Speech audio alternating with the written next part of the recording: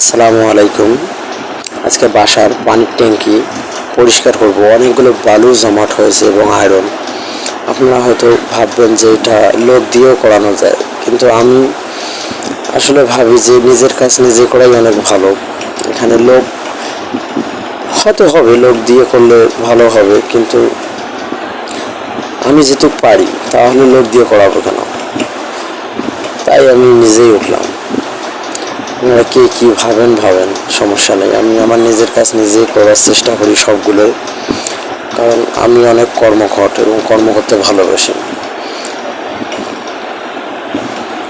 একটু ভাবলাম যে আপনাদের সাথে শেয়ার করি। কে কীভাবে নেবেন জানি না, ভুল হলে মাফ করবেন। তবে এখানে ছাদে তো অনেক গরম ছিল, প্রচণ্ড গরম, আর রোদ্রের চাপ অনেক বেশি। এতটাই রোদের চাপ যা বলার মতো না।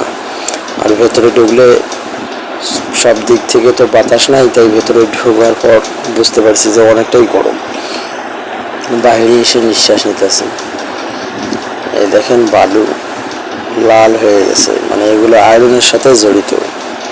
আয়রন এবং বালু পানি খাওয়ার সময় অনেকটা বাজে অবস্থা। তাই আর ধৈর্য ধরতে পারলাম না, ভাবলাম যে না, ট্যাঙ্কি আজকে পরিষ্কার করবই, তাই লেগে পড়লাম।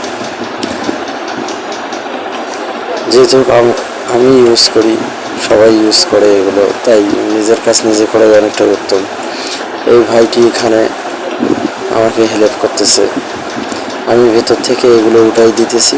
এই দেখেন কি অবস্থা, পানির এবং বালুর কি অবস্থা।